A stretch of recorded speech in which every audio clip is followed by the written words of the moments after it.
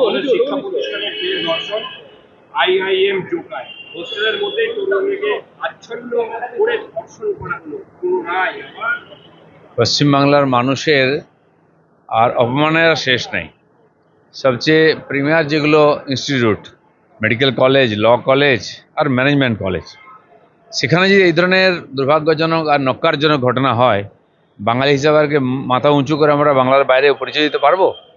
আজকে সেই সংকটের সময় এসে গেছে। সারা পশ্চিমবাংলার লোককে এটা ভাবতে হবে যে কারা সরকার চালাচ্ছে। মমতা ব্যানার্জির কোনো স্টেটমেন্ট আমরা দেখি না। তার মানে কি উনি এগুলো সমর্থন করছেন? তার অনুপ্রেরণায় এই সমস্ত ধর্ষণের ঘটনা হচ্ছে? এটা আমাদেরকে ভেবে নিতে হবে তাহলে এরপরে। সিদ্দিকী বলছে মানে সংখ্যালঘুদের ব্যবহার করা হচ্ছে তেজপাতা, যেন খাওয়ার মতো তেজপাতা দেয় স্বাদ বাড়ানোর জন্য। আবার ইব্রাহিম সিদ্দিকী বলছে চায়ের ভাঁড়ের মতো, মানে চাকে ভাত না, আমি বলছি এই যে নেতারা মুসলমানদের, যারা এতদিন মুসলমানদেরকে ঠিকা নিয়েছিলেন, মুসলমানদের ভোটের এরা হচ্ছেন এজেন্ট, টিএমসি, সিপিএম, কংগ্রেসকে বারবার জিতিয়ে নিয়ে এসছেন। আজ যদি ব্যবহার করা হয় মুসলমানদেরকে তেজপাতা হোক বা এঁঠো ভাঁড়, তার জন্য তহা সিদ্দিকেও দায়ী আর বাকি নেতাও দায়ী। আজ মুসলমানদের প্রশ্ন করা উচিত, নিজেদেরকে তারা মুঘলদের পরম্পরার মনে করেন, উত্তরপুরুষ মনে করেন সেইভাবে, কিন্তু এত ক্রিমিনাল কেন মুসলমানরা? এত অশিক্ষিত কেন? কেন মুসলমানের ভ্যানওয়ালার ছেলেকে ভ্যানওয়ালা হতে হবে, ফলওয়ালার ছেলেকে ফলওয়ালা হতে হবে?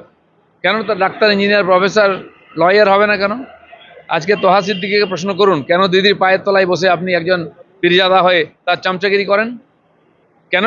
আর আজকে কালকেও হয়েছে, আমি যেখানে থাকি ভাঙড়েতে বোমবাজি হচ্ছে, মরছে। কে বোম মারছে আর কে মরছে, কে জেলে যাচ্ছে? সব মুসলমান। তার জন্য বিজেপি দায়ী নেই কমপক্ষে। আর ওই পরিপ্রেক্ষিতে নওশাদ সিদ্দিকী বলছে যে বিজেপির জুজু দেখিয়ে সংখ্যালঘুদের ভোট হাতিয়ে নিচ্ছে। নওশাদ সিদ্দিকী না, নওশাদ সিদ্দিকী কার ভয় দেখিয়েছে?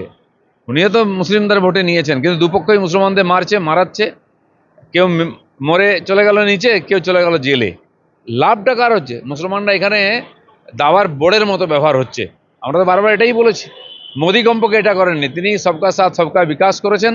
মোদিজি এখানকার একটি মুসলমান ছেলের জন্য যে স্টাইপেন্ড পাঠান, সেটা ভেঙে দুটুকরো করে দুজনকে দিয়ে মমতা ব্যানার্জি ভোট নেন। ভাবতে হবে মুসলমানদের নিয়ে কি হচ্ছে। দিল্লিতে কেন্দ্রীয় নেতৃত্বের সঙ্গে রাজ্যের বর্তমান পরিস্থিতি নিয়ে কোনো রকম কোনো আলোচনা হলো? হয়েছে, অনেকের সঙ্গে আলোচনা হয়েছে। সাংগঠনিক বিষয়ে কোনো আলোচনা? না, সংগঠন আমি দেখি না। সংগঠনের ব্যাপারে ওনারা জিজ্ঞেস করেছেন, আমি জানিয়েছি। 2019 সালে 8ই জুন যে ভাঙ্গিপাড়ায় যে 3 জন বিজেপি কর্মী খুন হয়েছিল, পাশাপাশি একজন তৃণমূল কর্মীও খুন হয়েছিল। তৃণমূল কর্মী এবার বলছে যে পুলিশের ওপর আর বিশ্বাস নেই, সিবিআই দ্বারস্থ হচ্ছে। তাই এতদিন যখন আমরা সিবিআই চাইতাম, তখন টিএমসি বলছে আমাদেরকে বদনাম করা হচ্ছে বাংলার লোক। বাংলার পুলিশের উপর যদি লোকের বিশ্বাস থাকতো, তাহলে আরজিকর আন্দোলন আবার শুরু হতো না। বা টিএমসির নেতারা যখন আক্রান্ত হচ্ছেন, গুন্ডাদের দ্বারা মারা যাচ্ছেন, তার পরিবারও সিবিআই চাইতো না। তো সিবিআই যে ঠিক ছিল, কারণ এখানকার পুলিশকে নিকম্মা করে রাখা হয়েছে। পুলিশরা অযোগ্য এটা আমি বলবো না, অনেক ভালো পুলিশ অফিসার আছেন, পুলিশ কর্মচারীরাও চেষ্টা করছেন, কিন্তু তাদেরকে ব্যবহার করে করা হচ্ছে রাজনৈতিক স্বার্থে, কাজ করতে দেওয়া হচ্ছে না। চলুন, ধন্যবাদ।